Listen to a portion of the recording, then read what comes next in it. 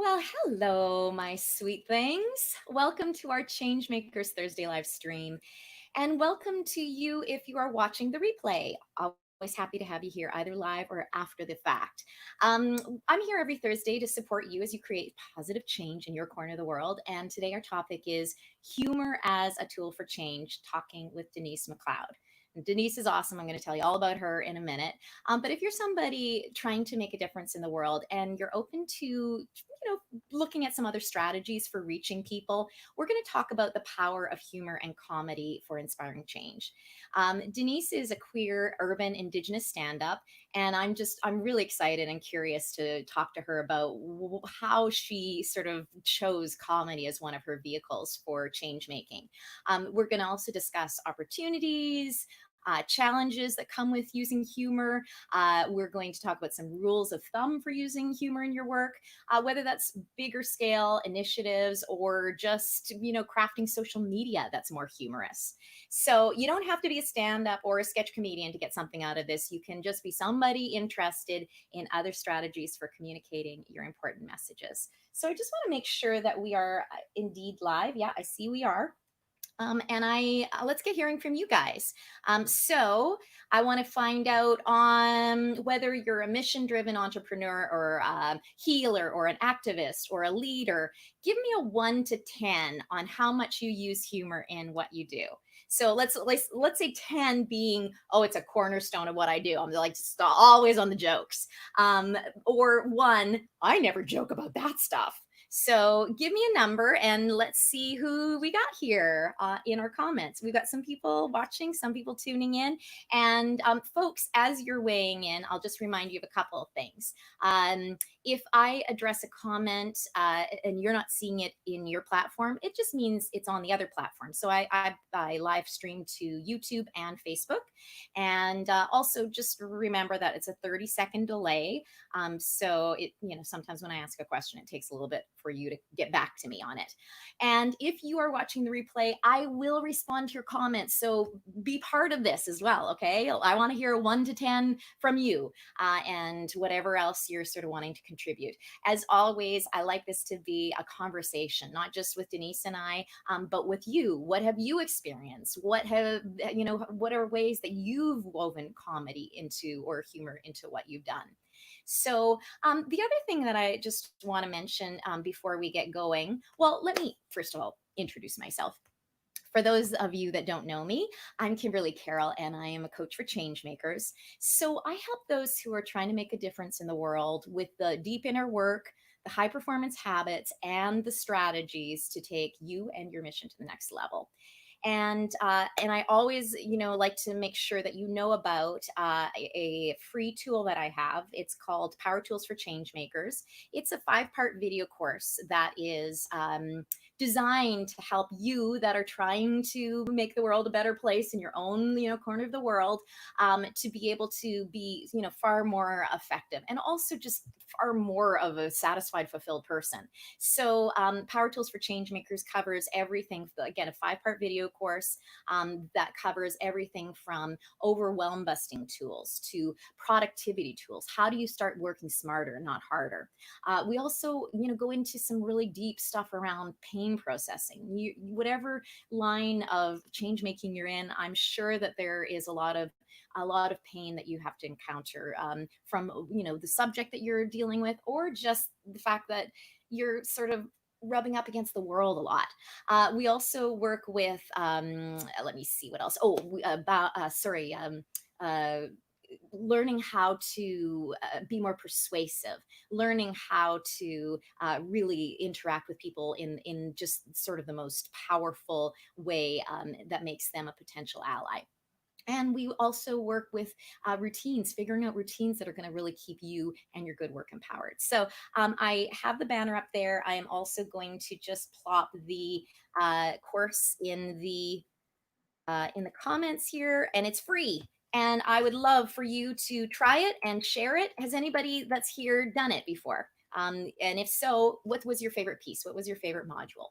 Okay, as I'm asking that question, I'm going to the chat right now and seeing what people are saying. Hi, Judy from Brandon, love you. Matt, who is my partner and Denise's really good friend, that's how Denise and I met, says 6. Yeah, you do. Nora, hi, Nora. Nice to see you, darling. She's at an 8. Oh, that's awesome. Nora cracks me up. I mean, some of the moments that I think of in the recesses of my mind are a couple of things that Nora has told me in the past that have stuck with me. Edelweiss, hi, darling. She says, Kimberly, I like humor from goofy to clever, but use it in moderation so as to not alarm anyone. So she's saying a 6. Okay, I love it, guys. If you haven't weighed in, please do. I want to hear where you are at in terms of humor. And if you have just joined us today on our Changemakers Thursday live stream, we're talking about humor as a tool for change. One more little piece of business before I introduce Denise. I would love for you to help get this out into the algorithms of Facebook and YouTube by loving, liking on YouTube. And even more powerful is if you go and share it right now. Just go to the bottom and share this video on your wall, and it will reach more people, and we will be able to have more people learn and be able to join us for this valuable time with Denise. Also, if there's somebody that you think would benefit especially from this live stream, tag them in the comments, and that way they can either join us live or they can see the live stream afterwards. So, okay, it is time to get at it. So, again, if you just joined us, humor as a tool for change, talking with Denise McLeod. And so let me try to encapsulate a very complex, amazing person. Besides being a doula, a professor, a women's counselor, and just an all-around smart cookie, Denise is a member of Manifest Destiny's Child, which is a collective of Indigenous women stand-up comedians who share their perspectives on what it means to be a modern Indigenous person getting by in a colonial world. And in Denise's own humble words, she says she tells jokes with Manifest Destiny's Child, sews things, and loves reproductive justice. She spends her off time smashing patriarchy, as we all do, fighting colonialism, and loving her chosen family. Okay, and I need to get this woman on here. So, Denise, welcome. Hello, thank you so much for inviting me. Let's smash some patriarchy together. Why don't we? Of course. Of course, always. It's Thursday. Yeah. Well, okay. So first of all, I need to get super honest with you. I am not handling the heat well. We don't have AC in our house, and I literally have a bucket of ice underneath me right now, which my lovely Matthew was so kind to go get me. And that is how I'm staying cool right now. We have an air conditioner in our bedroom, but it's so loud that I could never have an interview. Yeah. And so I have like this connection and system of fans to blow the AC into my living room. Totally. And it's like, we look so glamorous here with our, wind, but Yeah. no, we're just really sweaty. Yeah. It's not glow, it's just sweat. That's right. Exactly. So Denise, I want to jump right in. First of all, tell us a little bit about some of your comedy projects and why comedy as a form of activism, especially with, the issues you're dealing with, the oppression of Indigenous people by Canada, all these other issues that you're, feel really strongly about. It can kind of seem like a stretch to find the funny in them. So what inspired you? I've been teaching Indigenous content, Indigenous issues for a really long time, probably about 10 years now. And what I've noticed is that people are so much more willing to listen when you make them laugh. And I've always been funny. People have always just, you're really funny. Those are the things. I think like the coping with trauma is largely how people are hilarious. I mean, not all people, but a lot of people. Indigenous people in general are hilarious, and it's because of all of the trauma. But yeah, I tell jokes about things that make people uncomfortable. In one of the many bios that I have sort of floating around in the world, I say that like I tell jokes to make white men uncomfortable. Right. Yeah. and and it came from a joke that I was telling. I was asked to like tell jokes at lunchtime for like the city of Toronto, which was a weird gig, but fine. And so I went and did that, and then I kind of did this like offhand comment, like, "Oh, be prepared, all the white men in the room. You're going to be really uncomfortable for about 10 minutes. Welcome to the rest of the people's lives. You know, Yeah, like exactly. Join the welcome to club. our lived experience all the time."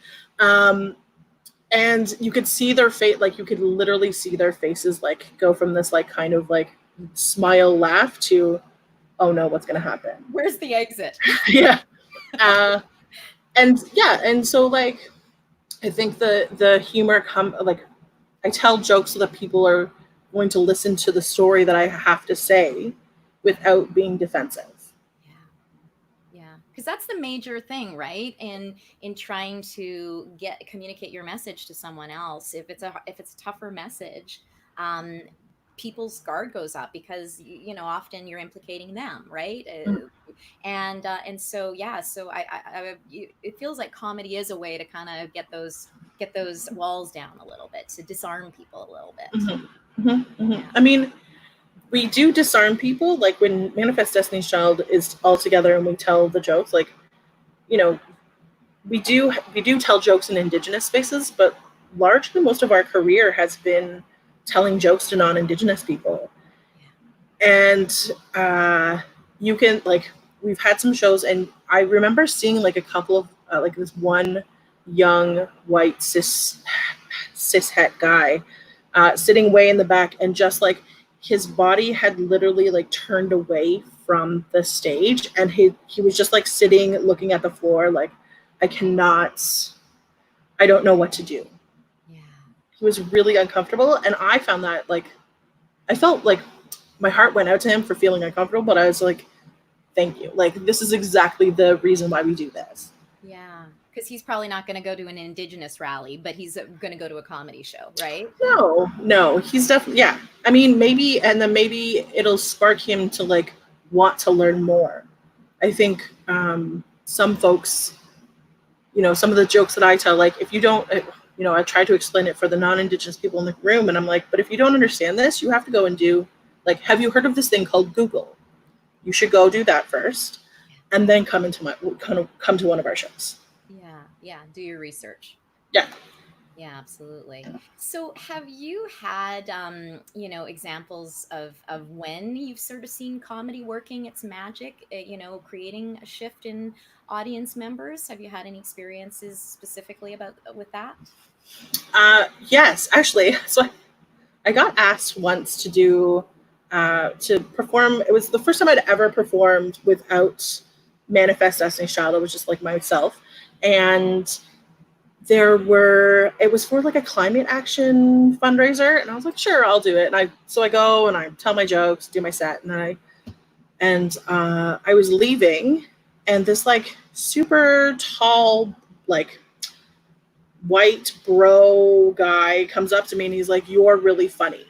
And historically, like when this giant white man comes towards me, I'm like, this is never going to end well. Like, oh God, okay, be prepared. Yeah. And he came up to me and he's like, "You know what? You're really funny. And I learned something tonight. Like, keep doing what you're doing."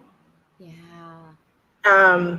And not that like that one random white guy like made my entire career, but I think that he had enough courage to come up to say like, I learned something. You're really funny.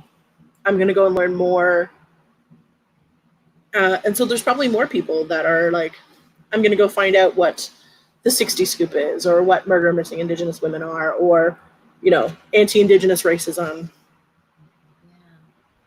Yeah. And so I'm curious how, if you have a little bit of a strategy when you do your set, like, because again, if you sort of come on full on, like you at the beginning, I can imagine you might lose some people right away. So do you ease in and then sort of start hitting them harder? Like, how, is there a particular strategy you do? It depends on the room. Like and it also depends on my mood. Like some days I'm like, I'm not here to make you feel like you've already paid to be here. I've already gotten a check. Like, I don't actually Let's care. go. Let's do this. I don't give any fucks today. Yeah. I'm just going to tell my set. And then there are other days where, I have some easing jokes in, like, we're the same. This is why we're the same, and yeah, it definitely depends on the mood. Yeah. But there was one time I was doing a show and they didn't do a land acknowledgement. And while I don't actually care about land acknowledgements, I was like, that's weird that they didn't do that. And so I made a joke about land acknowledgements, right, and was just like, I'm going to do a land acknowledgement as Indigenous representation. We were here first. You're welcome. And the whole room, like when I said, like, I was, I referred to like the Truth and Reconciliation report, like the TRC report. And you get, like, when I say the big words that people have kind of heard about on the residential school or the 60 Scoop or Truth and Reconciliation report, you can see the room just like, they're not gasping, but they get silent. Like a pin can drop. And I'm like, as the Indigenous representation, and then I say the punchline, and then people, it's usually like a laugh of relief, like, oh no, right, what are we getting into? Like, yeah. This like large, loud Indigenous woman is coming out and like her giant beaded earrings and her hair's always in a beret, like, forced to be reckoned with. Here you go. Like, here's the first thing I'm gonna say. Mm-hmm. And it usually, it's always met with like laughter. Yeah. There was two gasps once, and they're not appropriate. they were jokes about political leaders that in a banquet hall full of business people that kind of gasped. It was more of like, I can't believe she just said that. But yeah. Do you feel, especially as a female comedian, that you can get away with more or less? Because traditionally it was kind of like, oh, women can't say that sort of thing, I say whatever I want. Yeah. I say whatever I want. I don't actually care what people think. Like, I think because so many like cisgendered, often white comedians make racist, sexist, homophobic, rape jokes, like they make not funny jokes, and they get laughed at, I'm gonna make the joke about police brutality. Yeah. I'm gonna, I have a comedy sister that makes a joke about like all white men being serial killers because somebody said that she was, because she's Native, some stereotype, and then she was like, it was a funnier joke. I'm losing. I've lost it in the translation. No, I get it. I get it. It's a hilarious joke. Yeah. But like, I think there are some jokes that I don't use like, I'm not homophobic, obviously. I'm not transphobic. I'm not racist. I'm not, like, you can be funny and not make fun of other people. Yeah. I mean, I do make fun of other people, but they're largely like white, cis, privileged people, guys. Yeah. Able-bodied. Yeah. Justin Your Trudeau's target. of the world. Yeah. The Justin Trudeau's of the world. That's my target. Right. Got it. And what about you? So you said you do mostly comedy for non-Indigenous folks, but when you do it for Indigenous folks, what's their reaction to it? Do you ever get any sort of pushback, or are they like, yeah, sister, go for it? So I have one of two sort of reactions. So I tell jokes in a very like, I am urban Indigenous. This is my lived experience. I've never lived on the reserve. I'm not a reserve Indigenous person. I am entirely steady. My hunting, my lived experience is like going to Starbucks, like that is not anymore because they're awful. We're done with them, but like the local barista, like that's who I am. And so I often I make jokes about my lived experience. And so sometimes, like when I first started telling jokes, I was really worried that people that like Indigenous people who didn't have my lived experience would not find me funny, which isn't true. I've told jokes like on Six Nations. I've told jokes in the East Coast, and the jokes, largely at my own sort of like expense, are still funny. Like they find them humorous, right? And so either people will come and tease me after about being urban, or the largely I've had people come up to me and be like, you're telling the story that I shared with you. Like you're telling the story of being a part of the 60s scoop. And I share that story too. And thank you for doing that. Yeah. Because they don't get offended that you're doing it in a comedic way. They don't get offended by that. They're like, yeah. I mean, maybe some people do. I'm sure that there are Indigenous people who are like, she is not funny. She's the least funniest one out of all of the group. Like, everybody has their favorites, and that's fine. But yeah, like this is my lived experience. These are my jokes, and I stand by them because it's who I am as a person. Like I talk about being queer. I talk about being, urban. I talk about, growing up in housing. I talk about like being a young parent. Like that's my lived experience. Yeah. And so people will either relate to it or they won't. Edelweiss says, welcome to our lived experience. Awesome. Communicating without getting people's guards up, touching and educating them about truth and reconciliation and residential schools in a funny way. So big thumbs up for Edelweiss. If anybody in our joining us has particular questions or that you want to contribute, put it in the comments. Would love that. I'm curious about how Manifest Destiny's Child happened. First of all, the name just cracks me up every time I say it. Like how did you gather this group? How did it come about? So it's actually like it's like the least funny part of the entirety of Manifest Destiny's Child. So a friend, one of the original folks, her name's Celeste Hayward, she was doing a comedy writing class for women specifically at the Comedy Bar. And Dawn Whitwell, who is a hilarious comedian. I know Dawn. Yeah. Dawn, she like facilitates those workshops. Yeah. And so Celeste finished her comedy writing class and went up to Dawn and was like, it'd be really great to do like an Indigenous woman's version of this. And Dawn's like, cool. Like as a non-Indigenous person, she's like, I'm happy to support like comedy writing, whatever that looks like. And so Celeste made went to ye old Facebook and did a call out and was like, we're looking for Indigenous women to do this comedy writing series. Who wants to come? And I saw it, but didn't really think anything of it, moved on with my life. And one of the other founding members, Stephanie Pongwish, she kind of cornered me at a community social and was like, you're funny. You're doing this with me. Nice. And I was like, it wasn't really like a request as more of a demand. Yeah. And I was a little scared at stuff at the time because I didn't really know her. And so I was like, sure. Yes, I'll do this with you. I'm not saying no to this woman. Yeah. And so, yeah, we spent 8 Saturdays together, 8 Saturday mornings together at the Comedy Bar.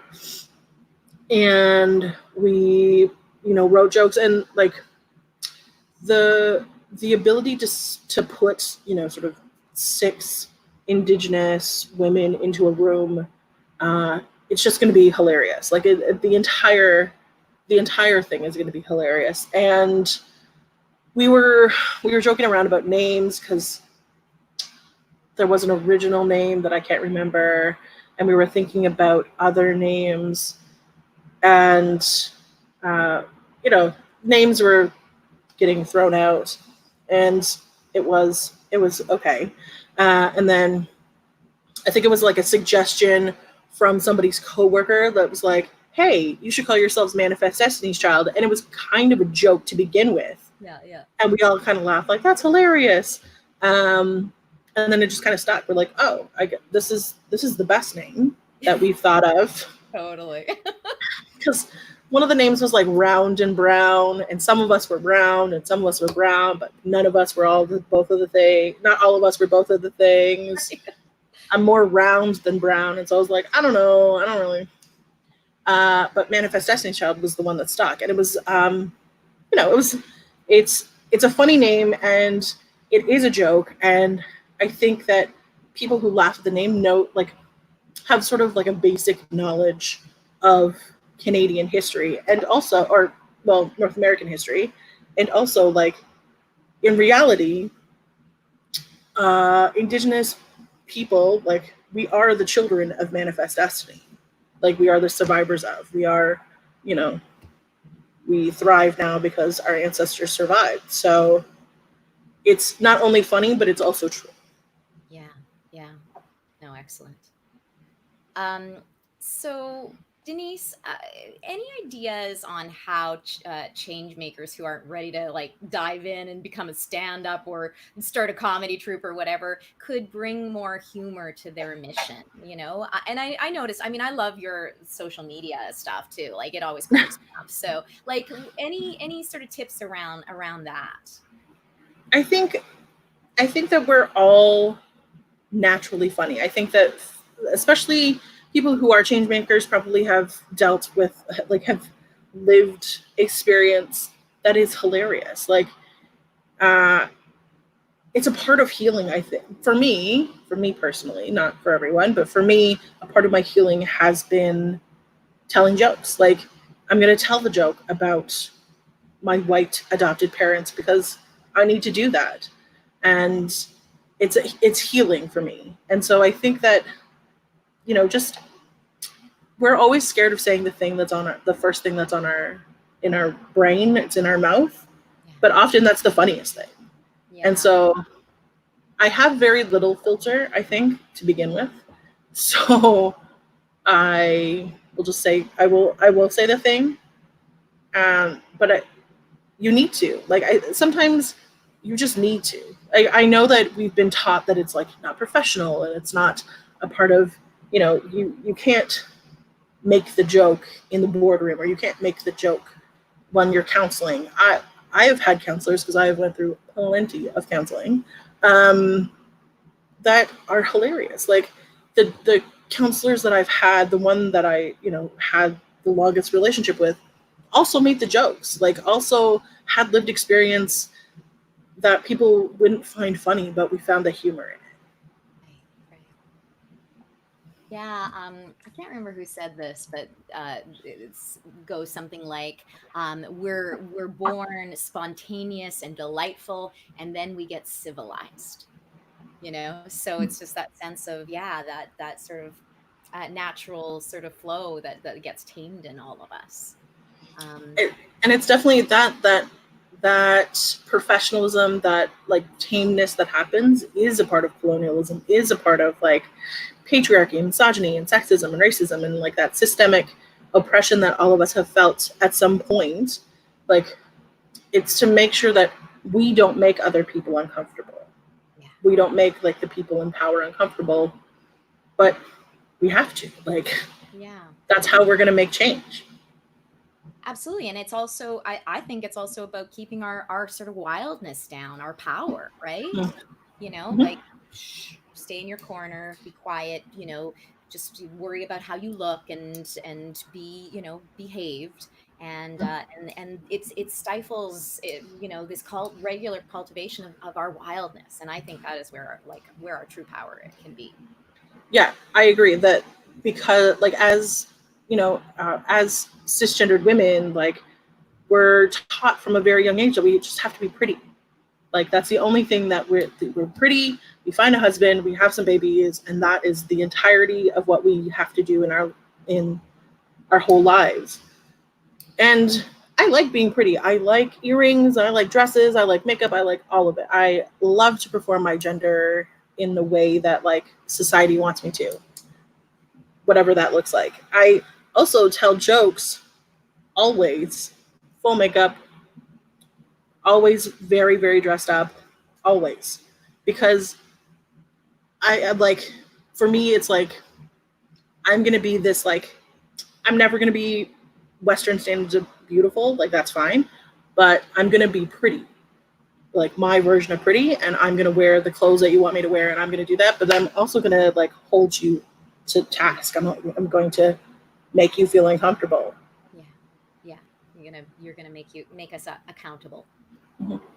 So, again, sort of going back to the sort of regular folks that aren't about to jump onto stage, you know, can you say a little bit about what just generally using humor in your approach and might be able to accomplish that they might not otherwise accomplish? I think somebody in here said, oh, I don't, I get really worried about offending somebody and all that sort of thing. So are there any sort of rules of thumb that we should sort of stick with? Sure. I don't think that everybody needs to be on stage. Like that's not, I would never force anyone to be like, you have to do stand up. Stand up is incredibly hard. Oh my It's God. so hard.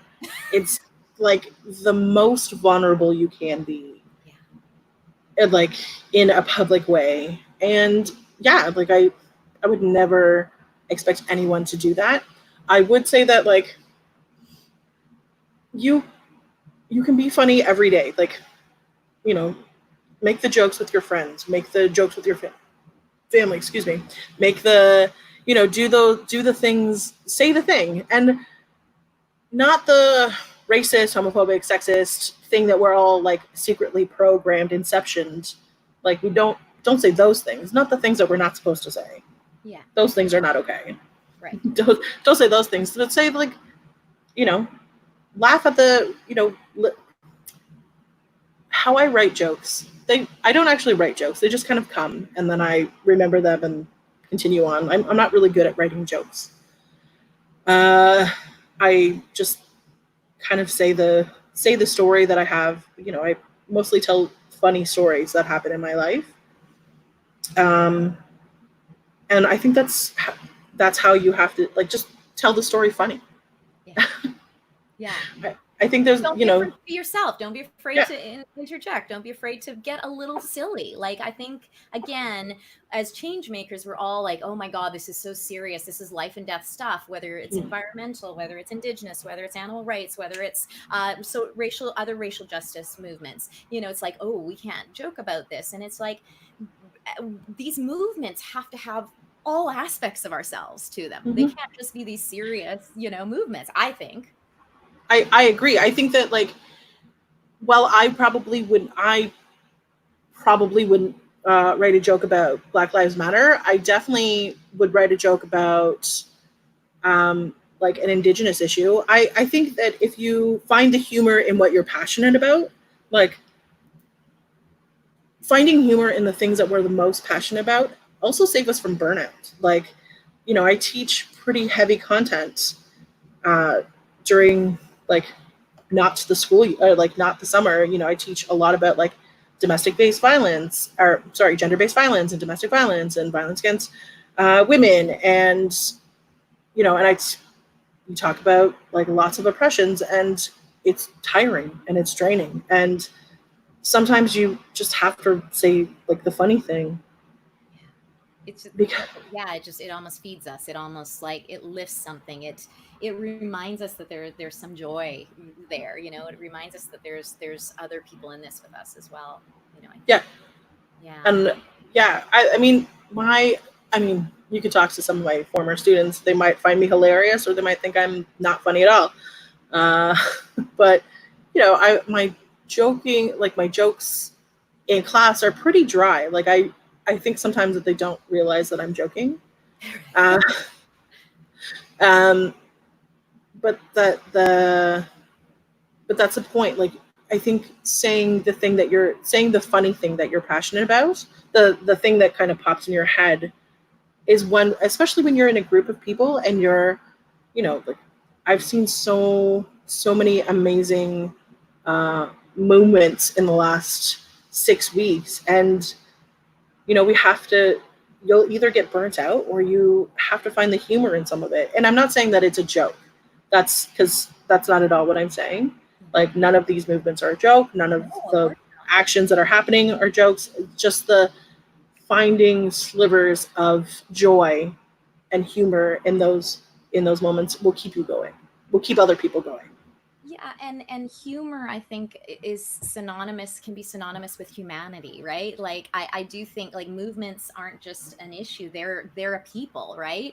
And a people have all these different levels to them, and I think, there's something about comedy that just makes a humor that just makes us feel like, okay, that person is human, like.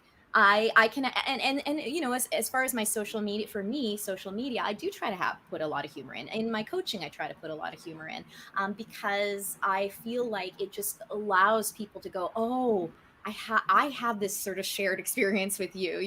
I can relate to you. I think it makes people more relatable.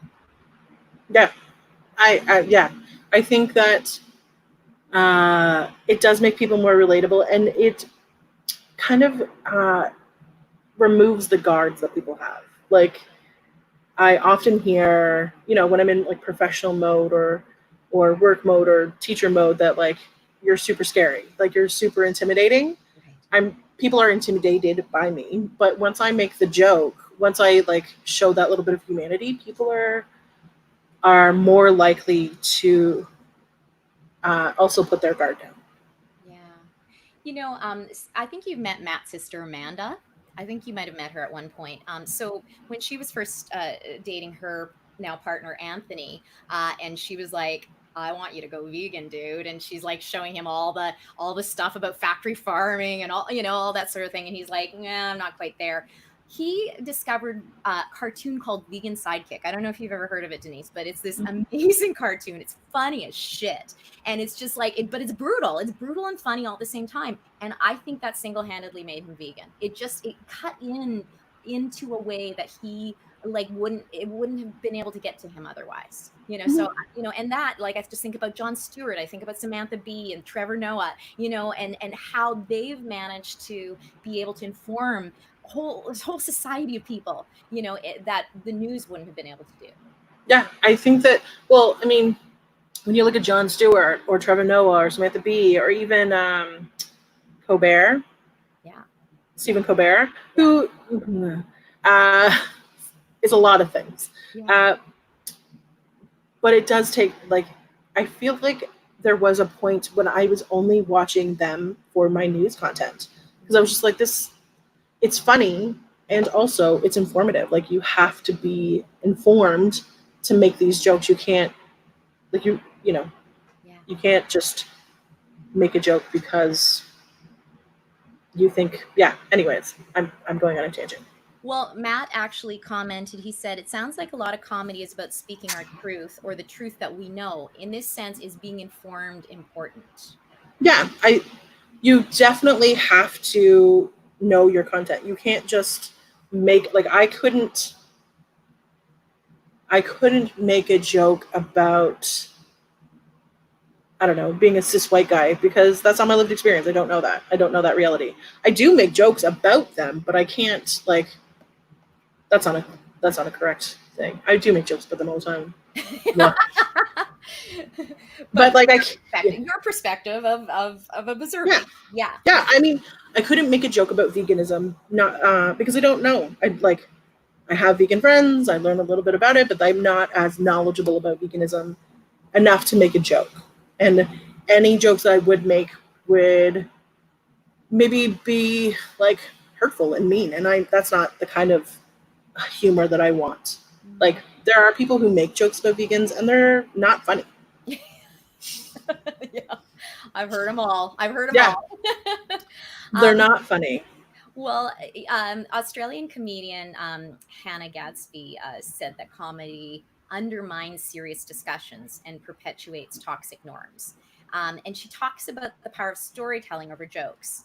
So, do I mean, you've talked a little bit about comedy having the potential of going very wrong for social change. So, do you have any rules of thumb about when it's not good to use humor? Uh, as an Indigenous person, I usually often will make the joke when I'm not supposed to. Um, Yeah, because it cuts. again, it cuts the tension, and again, it's that that 530 years of trauma that we've experienced. Like that's every every day is not a day to make a joke, but it is. I think there, so sort of the standard of thumb is like you don't make jokes at funerals, or you don't make. I think it's like specific topics, like you don't make rape jokes, you don't make sexist jokes, misogynist jokes, you don't make jokes about gender-based violence, you don't make transphobic jokes or homophobic jokes or anti-black or anti-indigenous jokes. Like those are, it's not times or places, but topics Yeah. that I, Right? Privilege. yeah, Yeah. If you're in a place of privilege, you can't be making jokes about people that aren't in your specific place of privilege. yeah. And, I, as someone who has a bit of privilege, like I would never use, I, not would never, I would try to not use my privilege to hurt other people. I mean, there might be times that I have done that in the past without thinking, or uh, in my process of unlearning. Um, but as someone who's starting to learn about privilege and oppression and all of those things, I definitely try not to uh, make the joke. Sometimes, in and what I'm saying is like there are times also that when you're with your friends, sometimes the dark joke comes out, and that's okay too. But also knowing that like this is coming from a place of privilege, Yeah. like like yeah. And also just knowing who you're with, right? If people know you well and they know the fabric of who you are, you can get away with a little bit more, right? Yeah, totally. I think that it's it's important to like read the room. I often say that, just like read the room, like who is in the room. Can you say this thing? If you can't say if you can't say the thing you want to say, text the person that is the safest to text. Right, just to get it out of your system. Yeah, so you don't have to say it out loud. Just text that one person. Uh, yeah, That's awesome. Robin said, I used humor at my dad's funeral. Yes, you did, Robin. And she also said, and I'm going to cuss a little more. We've inspired Robin to cuss more. yeah. Yeah, so go for it. Edelweiss said, I love the idea of saying the things you want to say about the ridiculous things that have happened to you, or that you've witnessed as a change maker, and not worrying about making people, including those in power, uncomfortable. Yeah. I made a joke. I have a joke that's sort of in the like in my repertoire that talks about how this old woman, she was an elderly woman who was struggling with her bundle buggy. She was a white woman struggling with her bundle buggy. I was trying to help her. I asked if she wanted support, and she said no, because you natives kill people. And my immediate reaction was to say, well, clearly not all of them. And like the joke is that like, I said the first thing that came to my brain. I didn't say it to her. I actually said it like well after, but the joke was like, she said this horribly racist thing, and here's the reaction to it. And like go on further to be like, I actually want to thank this woman because I'm never read as native. She knows what she hates. She did her research, and now she can hate me freely. Like I'm not even worried about that, educated person that can read me as native. I'm more worried about like the nice, polite Canadian racists Yeah. that won't say the thing to my face. Right, right. Yeah, exactly. I feel like it might have been a punchline for her might have been, well, not yet, but there's about to be. Yeah. But sorry, I had to Yeah. give myself that bump. Okay, so I want to ask one more question, Denise, before we let you go. You've been so generous with your time here. If you could get everyone to consume a particular resource or consider a particular piece of information around Indigenous issues, what would it be? Oh gosh, there's so many. Oh Yeah. my gosh, I like uh, Indigenous comedy is amazing. There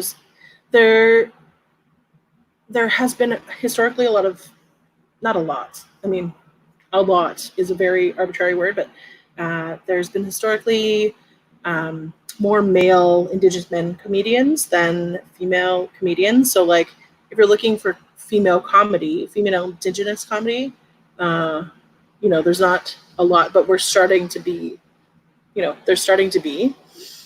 Um, I think it's like, what are you interested in? Jeremy Dutcher, this amazing musician, he said when he won a Juno that, um, well, not the Juno, maybe the Polaris Prize. He's a big deal. Jeremy Dutcher, he's great.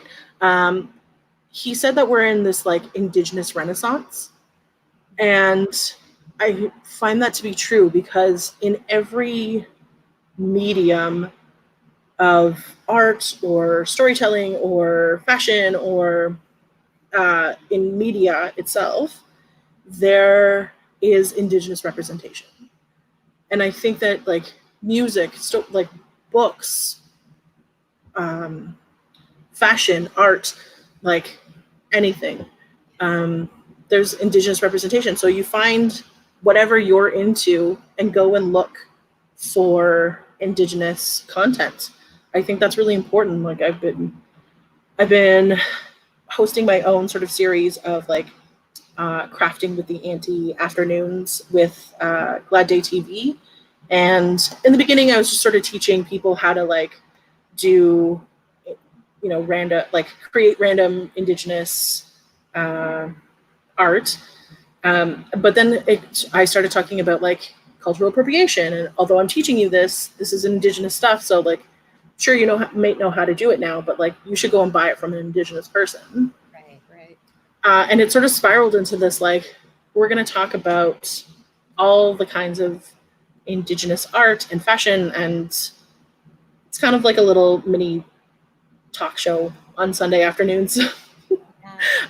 uh, On Sunday afternoons, where? So where can they find it's on Glad Day TV. So Glad Day Bookshop, the oldest queer bookshop in the world.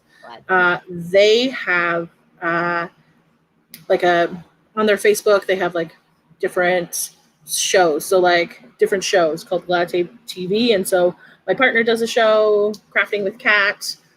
My friend Nikki does a show. There's also like an hour-long like voguing tutorial workshop every week, which is amazing and also super, super hard. I didn't know voguing was such a big deal. I was like, I have, and so, yeah, like I've taken a couple weeks off, but I have hosted like a cooking show and talks about like hide tanning, like traditionally like hunting and gathering and collect, and what we do with hides as Indigenous people when we hunt, and what does that look like, and how does that like not commercial, not for sport. This is we hunt, gather, and this is how we use the entire animal and that sort of process, which is interesting. And also like people don't know, people just assume that like everybody just hunts for sports because that's what largely like. Anyways, I'm going on a rant. Yeah. There's lots of cool things. So basically what you're saying is find an area that you're already kind of into and then Google that with Indigenous and something's going to come up that's interesting. 100 things are going to come up that are interesting. I would just start with music.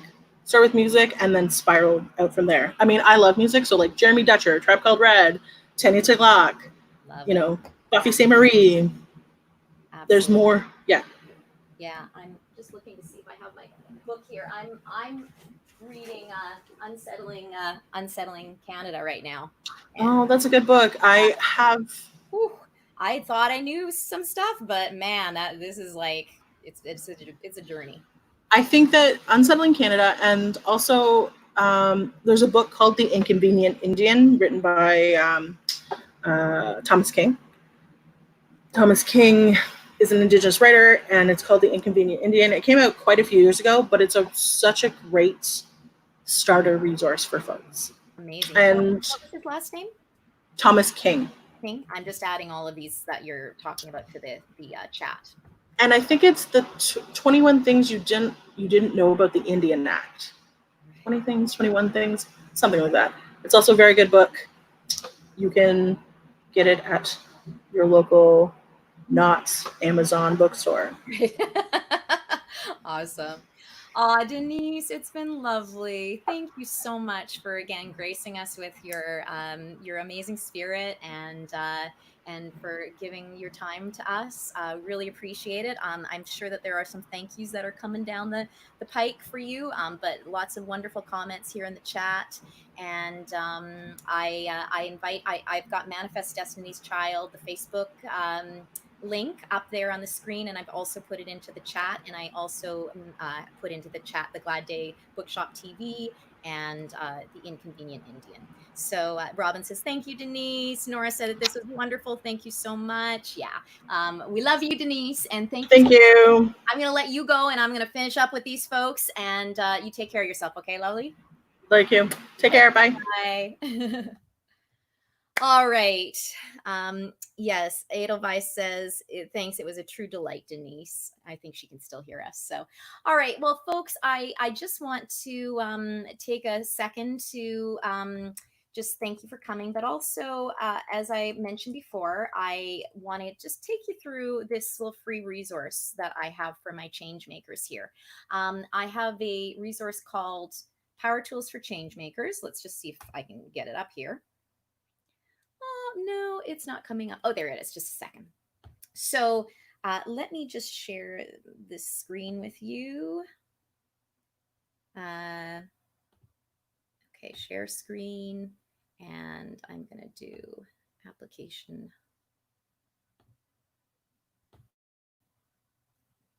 Oh, there we go. So are you seeing that? No, you're not. It's okay. I'm so sorry, guys. I just want to show this to you really quickly. Share screen. Okay. There we go. Okay, so this is a free resource that I have for the any change makers in your life or for you.